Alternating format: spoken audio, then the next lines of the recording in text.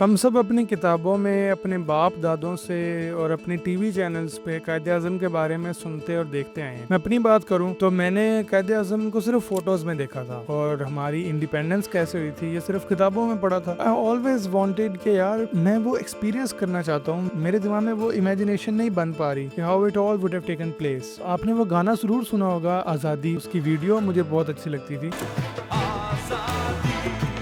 पिछले दिनों मेरी नजर पड़ी, मुझे एक मूवी के बारे में पता लगा जिसका नाम था Jinnah. This movie really caught my eye जब मेरी नजर पड़ी कि that Christopher Lee was playing the role of Quaid-e-Azam. मैं आपको बताता चलूं कि Christopher Lee is a huge personality in Hollywood. ये वो आदमी है जो जेम्स बॉन्ड की इंस्पिरेशन बना और स्टार वॉर्स और लॉर्ड ऑफ द रिंग्स जैसी बड़ी बड़ी फ्रेंचाइजीज में मशहूर विलन रोल प्ले कर चुके हैं। फिर मेरी नजर पड़ी वो आइकॉनिक ट्रेन मैसेकर सीन जो कि इस म्यूजिक वीडियो में काफी हेवीली फीचर्ड था। तो मैंने कहा भाई अब तो ये मूवी देखनी है। मूवी देखने के बाद मेरा ये नजरिया बना था कि यार this is how you should make biography. Quaid-e-Azam की जिंदगी ऐसी है कि इंसान उस पर पूरा टीवी शो बना सकता है। यही पर फिल्म मेकर्स के लिए चैलेंज था कि how do they summarise his life in a 2 hour film. और जहाँ पर जो स्टोरी टेलिंग जीनियस इन्होंने अप्लाई किया मैं उस पर बात करना चाहता हूँ, which is spoiler alert, time travel. There 2 clever techniques उन्होंने इस्तेमाल की जिसमें मैं बात करना चाहता हूँ। द फर्स्ट वन बीइंग कि उन्होंने कुछ सिलेक्टिव इवेंट्स कायद-ए-आज़म की जिंदगी से उठाए, यानी कि ऐसे इवेंट्स जो कि एक स्टोरी लाइन बनाने के लिए काफी और सबसे ज्यादा इंपॉर्टेंस होल्ड करते हो, उन्होंने सिर्फ उन्हें इस्तेमाल किया। इससे उनके ऊपर ये प्रेशर नहीं था कि यार पूरी लाइफ दिखानी है। उनके पास एक सेट ऑफ इवेंट्स थे जिस पर उन्होंने अपना टाइम लिया, उन्होंने प्रॉपर फोकस के साथ वहां पर डिलीवर किया। दूसरी चीज मैं कहूंगा कि उन्होंने उन इवेंट्स में कायद-ए-आज़म को फेंक दिया, यानी कि कायद-ए-आज़म भी हमारे साथ उन इवेंट्स को एक्सपीरियंस कर रहा है। बड़े मजे की बात इसमें ये निकलती है कि हमने कायद-ए-आज़म के बारे में हमेशा से किताबों में पढ़ा था या तीसरे आदमी का नजरिया जानना था कि हाँ भाई मैंने देखा था, ऐसे हुआ था या वैसे हुआ था। लेकिन यहाँ पे जब कायद-ए-आज़म खुद अपने एक्शंस की जस्टिफिकेशंस देता है कि यार इंसान उसके मुंह से सुनता है कि हाँ भाई मैंने ये इसलिए किया था। मूवी की एक्टिंग ऑब्वियसली बहुत अच्छी है और क्रिस्टोफर ली उन्होंने इस रोल को जस्टिफाई किया है, कैरेक्टर को समझ के किया है। अब उस आदमी का करियर इतनी फिल्मों से भरा हुआ है, लेकिन हमेशा कोई भी पूछता है कि Who's your favourite character that you've played?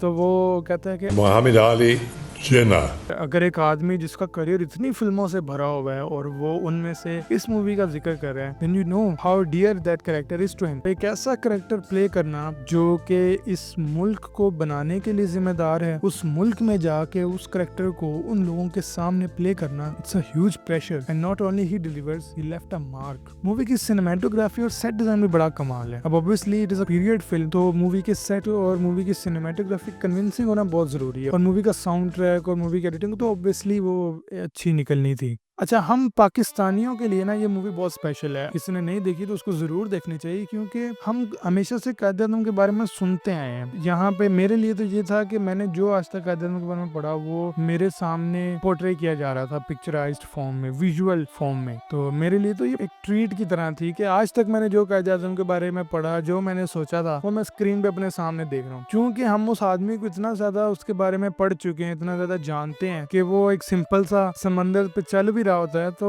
आदमी थोड़ा सा वो अंदर से टीयर्ड अप हो जाता है कि यार how much he sacrificed for me. हमारे मुल्क की तख्लीक के लिए कितना कुछ सैक्रिफाइस किया है। मेरे हिसाब से हम पाकिस्तानियों से ज्यादा कोई कायद-ए-आज़म की इम्पोर्टेंस नहीं जानता। 3 फन फैक्ट बताऊंगा मैं। नंबर 1, इस मूवी में शशि कपूर भी मेरे अभी दिमाग में आया कि देखो बॉलीवुड इंडस्ट्री से भी इन्होंने एक्टर्स उठाए, हॉलीवुड से भी इन्होंने एक्टर उठाए और पाकिस्तानी इंडस्ट्री भी काम कर रही थी। तो it is a kind of a movie जिसके अंदर 3 इंडस्ट्रीज मिलके एक कोलैबोरेटिव एफर्ट में एक प्रोडक्ट बना। फैक्ट 2, मूवी के अंदर जितनी भी स्पीच कायद-ए-आज़म की दिखाई गई हैं वो सब ऑथेंटिक, यानी कि वर्ड बाय वर्ड वो ही हैं जो कायद-ए-आज़म ने खुद बोली थी। Of what Jinnah said, and I said exactly what he said, exactly in the public speeches that I made. Number 3, you know what is common between Qaid-e-Azam and Pedro Pascal? They both share the same wife.